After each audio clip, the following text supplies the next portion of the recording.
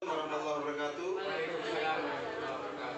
Izinkan pada kesempatan ini saya punya kewajiban untuk mengibarkan apa yang saya dapat selama mengikuti kegiatan program prioritas nasional. Jadi di BPJTK itu ada program prioritas nasional, itu ada 4 yang setiap saat dilakukan. Bahkan saat ini sudah masuk tahap keempat untuk dipanggil ke BPJTK.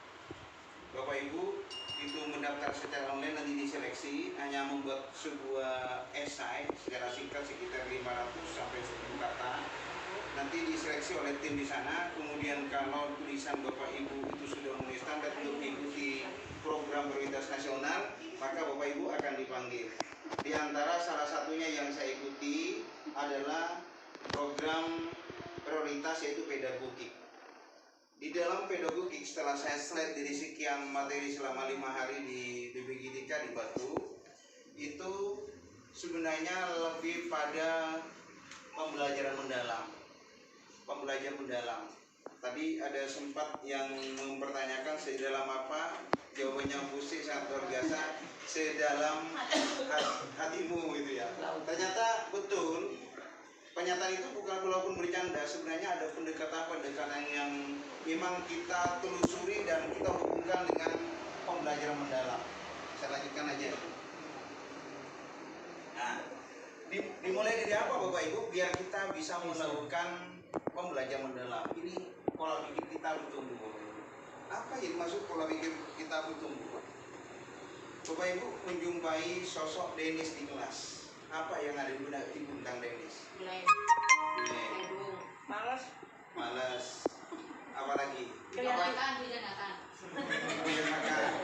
Oke. Ada potensi sudah dikembangkan sosok Anies. Tolongin Pak Yusuf. Kreatif di luar. Ada. Nah, ketika Bapak Ibu punya berpikiran yang demikian, berarti Bapak Ibu bagian dari pola pikir bertumbuh, bahwa anak yang disinyalir secara umum tidak bisa dilakukan apa-apa, tapi dengan berpikir positif bisa dilakukan. Misalnya di sekolah kita, sekolah ini sudah tidak bisa dikembangkan lagi. Pernyataan tidak bisa dikembangkan lagi, namanya Ibu berpikir yang disebut dengan fixed mindset. Jadi Ibu itu termasuk pola berpikir tetap. Bapak Ibu termasuk tidak bagian dari pola yang saat ini disenyalaraskan dengan pembelajaran mendalam. Pola pikir bertumbuh, ini begini Bapak Ibu ya, growth mindset adalah sebuah keyakinan bahwa kecerdasan dan keterampilan dapat dikembangkan melalui satu usaha. Yang kedua, belajar. Yang ketiga, ketekunan. Ketika Bu Nurlaili mendapatkan kesulitan dalam belajar matematika, anak sini dasarnya tidak bisa. Apa yang bisa dimulai oleh Bu Nurlaili? Barangkali dari cara menghitung dulu dimulai. Lambat laun anak akan ada perubahan. Karena ketika anak pada masuk pada masa tertentu yang pondasi Bu Eli berikan, itu akan berkembang dengan sendirinya. Bahkan lebih melaju dari orang yang berpikirnya sudah melalui step by step, karena mereka sudah menemukan pintu kecerdasan yang diharapkan. Kemudian begini Bapak Ibu, pertama melihat tantangan sebagai peluang. Tantangan adalah peluang untuk kita kembangkan. Selama sekolah kita sering ya ini kan namanya kita saat ini posisi stabil 9 kelas. Bisa tidak dikembangkan 10 kelas nantinya? Tergantung Bapak Ibu, apa peluang yang bisa kita lakukan untuk mengembangkan ini. Saya kemarin sempat mencontohkan SMK Nusantara Bapak Ibu di BPJTK. SMK Nusantara itu adalah sekolah percontohan yang saat ini banyak dijadikan contoh di nasional. Kenapa demikian? Muridnya kelas 1, 2, 3 dan sampai 60. Tapi saat ini karena kemampuan kepala sekolahnya membentuk SMK, akhirnya menjadi percontohan nasional. Itu di Malang. Karena siswanya betul-betul luar biasa setelah ditekuni dan dicari titik masalahnya. Saya berpikir juga, SMK ini bisa tidak berkembang? Bisa, ada di tangan Bapak Ibu, karena dulu Ibu pernah sempat berkembang. Apalagi saat ini tetap di tangan Ibu, saya yakin tetap bisa berkembang. Yang kedua, kita pahami kegagalan adalah bagian dari proses belajar. Ketika gagal melakukan, kita jadikan ini adalah proses belajar. Kita cari selain. Apa masalahnya? Bu, barangkali di program barangkali tidak pernah dilakukan sebuah refleksi dari setiap kegiatan. Kita jarang melakukan refleksi, memang kita akui ya Pak Isra ya, tidak melakukan refleksi. Kenapa ya pembelajaran hari ini gagal? Kenapa ya kegiatan Maulid Nabi yang diselenggarakan tidak sehebat dulu gitu? Nah, itu berarti kita lakukan revolusi. Apa kekurangannya, apa kelebihannya, apa yang harus ditutupi? Ini fokus pada the power of God, belum bisa, bukan tidak bisa ya. Jadi yang ada dalam diri kita belum bisa, bukan tidak bisa. Jadi Welly menemukan anak ini tidak bisa untuk 3 jam, bilang tidak bisa, belum bisa. Berarti kata belum bisa, mindsetnya Welly akan melakukan sebuah percobaan bahwa anak ini insya Allah dalam beberapa tahun akan bisa. Kemudian ini pola perbandingannya Bapak Ibu, suara pola berpikir tetap, suara pola berpikir tumbuh ini saya tidak akan pernah bisa menguasai. Saya mungkin belum bisa, tapi saat ini masih mempelajari kelemahannya. Ini kan beda Bu. Yang ditanamkan dalam pikiran kita ini, kritik itu menyerang pribadi saya. Jangan pernah merasa dikritik. Kritik itu masukan untuk perbaikan sebenarnya. Kalau Bapak Ibu merasa bahwa ketika dikritik itu menyerang, Bapak itu termasuk berpikir ini. Kritik jadikan sebagai masukan untuk perbaikan diri. Apa yang kurang saya? Apa kelemahannya saya? Saya tidak mau mencoba jika tidak yakin berhasil. Nah ini seperti saat ini banyak kegiatan-kegiatan saya capek, saya sudah umurnya tinggal beberapa pensiun. Karena Bapak Ibu, saya ketika itu ada yang ikut tinggal 6 bulan Mbak Oli mau pensiun, masih ikut. Saya malu sama sampean Pak. Walaupun saya di situ yang ikut itu yang paling masuk tua di kelas pedagogik, saya itu tua. Karena ada 2 orang yang tua, saya dengan dari Lawang itu yang tua. Sisanya masih usia muda, 19 diangkat PNS 2019, 2022 itu. Ternyata kita kumpulkan sana ada semangat muda baru ya. Ada semangat muda baru. Bakat adalah segalanya. Jangan bilang ke anak-anak kita bakat segalanya, karena usaha dan kerja keras adalah kuncinya. Jangan pernah di benak kita, wah ini udah punya bakat. Ini biasanya bidang seni Pak Beli ya. Ini udah punya bakat. Setiap orang punya seni. Tetapi kuncinya ini usaha dan kerja keras adalah kuncinya. Wah ini udah punya bakat dan bisa seninya ya. Ini namanya berpikir tetap. Tidak bisa kalau di sini. Tidak, soalnya ada di sini. Model pembelajaran inovatif ini yang masuk pada pembelajaran mendalam Bapak Ibu. Ini sebenarnya sama dengan teori kurikulum sebelumnya, cuma ada penekanan di sini. Jadi yang pertama yang memang Bapak Ibu ini masuk pada pembelajaran, karena saya ringkas. Ini ada 5 hari Bapak Ibu, tapi saya singkat menjadi sekitar 13 per poin. Yang pertama ada discovery learning, project based learning, problem based learning. Saya kira metode ini sudah diajari kita dalami ketika ke-13. Nah, di sini dalam konsep ini siswa memahami konsep melalui observasi, klasifikasi dan pembuktian untuk menemukan kesimpulan. Ini hampir sama dengan inquiry based learning. Ada bedanya enggak Pak Ibu? Inquiry dengan discovery. Apa bedanya? Kalau Ibu membuat pembelajaran discovery, Ibu menyiapkan tantangannya pada siswa. Masalahnya Ibu yang menyiapkan. Tapi kalau inquiry, siswa berusaha menemukan masalah di tempat itu, kemudian mari selesaikan masalah itu bersama-sama. Tetapi tahapan-tahapan itulah yang Bapak Ibu butuh pendampingan. Makanya di sini fungsi Ibu dalam pembelajaran mendalam itu sebagai fasilitator. Tetapi harus tidak boleh menghilangkan 3 prinsip. Joyful, mindful, meaningful. Ya. Itu 3 konsepnya. Nah, joyful itu bukan speaking, Bapak Ibu, ini dipahami. Joyful dianggap speaking. Joyful itu anak dengan senang hati mengikuti pembelajaran Ibu. Ada rasa ketidakterpaksaan dalam mengikuti pembelajaran. Dia mengikuti step by step. Itu namanya joyful. Joyful selama ini dipahami menyenangkan. Siswa senang bukan, tetapi dengan senang hati dia mengikuti pembelajaran. Dia tidak ada tekanan.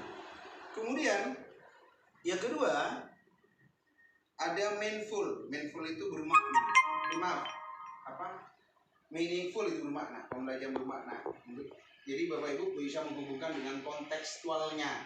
Materi ini apa yang hubungannya dengan kontekstualnya, makna di dalam kehidupan sehari-hari. Kemudian nanti saya jelaskan selainnya aja biar ini fokus pada pembelajaran ini. Saya tidak mau saya detail dengan ini karena sudah disampaikan. Nah, 3 pilar pembelajaran mendalam. Berkesadaran, ini tadi saya sebut mindful. Kesadaran itu fokus, konsentrasi, keterbukaan terhadap perspektif baru, siswa sadar akan berpikir mereka sendiri. Kapan pelaksanaannya berkesadaran ini? Ketika anak masuk kelas, bagaimana Bapak Ibu mampu membangun kesadaran siswa mau ikut pelajaran? Masuk kelas sudah tidak siap ikut pelajaran, gimana mau ikuti pelajaran? Bagaimana caranya? Bapak Ibu di sini butuh banyak belajar tentang karakteristik anak, gaya belajar anak, maunya anak. Kalau toh ada masalah di emosionalnya, kita dekati emosionalnya. Ya. Kemudian bermakna, ini pembelajaran tadi yang saya sampaikan, pembelajaran relevan dengan kehidupan nyata dan terhubung dengan pengalaman siswa sebelumnya. Kemudian yang ketiga, menggembirakan. Ini lingkungan belajar positif dibawa ke lingkungan misalnya. Ini yang menggembirakan, bukan menggembirakan enggak, bukan itu hanya ya boleh juga, tapi bukan ini yang dimaksud. IPA dibawa ke lab, anak bekerja dengan senang hati, dia melakukan tahap-tahap ini menggembirakan. Jadi menggembirakan bukan dipahami tertawa. Lingkungan belajar yang positif, interaktif dan memberikan pengalaman aha moment yang memotivasi. Urut aja. Nah, ini kerangkanya. Apa kerangka pembelajarannya? Ada desain pembelajaran mendalam, Bapak Ibu, ada kerangka. Kalau desain pembelajaran itu harus ada 8 profil gitu ya. Bukan 8 profil Pancasila, Bu, ya, berarti 8 profil lulusan. Ganti nama. Kalau dulu ada 5 profil Pancasila, saat ini jadi 8 profil lulusan. Namanya sudah berubah, bukan Pancasila, lulusan kalau sekarang. Yang ikuti kenaturannya dari kementerian begitu ya, kita jangan sampai muncul nanti di kurikuler apa macamnya, ada Pancasila-Pancasilanya. 8 profil lulusan. 8 profil lulusan itu diterjemahkan dalam kegiatan intrakurikuler, pembelajaran di kelas. Yang kedua di kokurikulernya, yang ketiga di ekstrakurikuler. Di kokurikuler itu juga kaitannya dengan 5 profil Pancasila. Oke, yang ini saya jelaskan. Pengalaman belajar bertahap. Memahami ini biasanya menggunakan teorinya taksonomi Solo ya. Kalau dulu Bapak Ibu mungkin diperkenalkan taksonomi belum ya. Saat ini yang dirubah pendekatannya menggunakan taksonomi Solo ya. Saya tidak begitu banyak mendalam tentang taksonomi Solo, baru sekilas juga. Jadi saya tidak mau mendetail tentang taksonomi Solonya. Karena saya terus terang lebih banyak menguasai belum daripada taksonomi Solo. Yang jelas itu adalah teknik atau tahapan berpikir juga sama teorinya. Memahami, nih pertama yang di pembelajarannya Bapak Ibu, di pembelajarannya, di kerangka pembelajarannya di bawah, itu ada memahami, ada mengaplikasi, ada merefleksi. Merefleksi ini, misalnya Bapak Ibu, dimulai dari ini dulu. Mengkonstruksi pemahaman, ada video Bapak Ibu tampilkan. Boleh Bapak Ibu sekali-kali pakai AI anak ke kelas. Manfaatkan AI untuk anak mendalami. Dijadikan konstruk pemahaman, baru Bapak Ibu masuk pada aplikasinya, baru merefleksi, atau sumber-sumber lain bisa ini Bapak Ibu, atau konsep lama atau pembelajaran sebelumnya di kegiatan ini dihubungkan dengan pembelajaran yang akan dilakukan. Ini pada kegiatan pengalaman belajar bertahap. Ini di RPP di modul aja Bapak Ibu harus memuat itu. Nah, kalau di cross check semuanya lengkap ya, secara administrasi. Ini pergeseran paradigma assessment. Ini paradigma lama Bapak Ibu. Ini paradigma lama tradisional sumatif 80% Bapak Ibu. Kalau ujian selama ini kan dijadikan ujung tombak. Ujiannya juga mesti rapotnya juga. Padahal paradigma yang baru itu pada ya ini yang dikendaki proporsinya. Dari penghakiman ke perbaikan, pembelajaran mendalam mengutamakan assessment for learning dan assessment based learning untuk memberikan kembali berkelanjutan, bukan sekedar nilai akhir. Kalau paradigma lama sumatif itu adalah nilai akhir. Bapak Ibu biasanya Kalau dulu sumatik hanya dilaksanakan 6 bulan. Sumatik kapan dilaksanakan oleh Bapak Ibu? Setiap TP Bapak Ibu. Setiap TP dilaksanakan sumatik untuk mengukur capaian anak selama TP itu. Atau boleh 2 TP, ya boleh 2 TP. Jangan sampai beberapa TP banyak untuk mengukur itu. Kenapa tujuannya? Tujuannya mengukurnya jangan banyak-banyak. Kalau sampai 1 semester mengukurnya 6 bulan, ini berat bagi anak-anak. Kemudian diakumulasi. Nah, yang ini apa yang dimaksud dengan assessment for learning? Penilaian untuk dijadikan pembelajaran.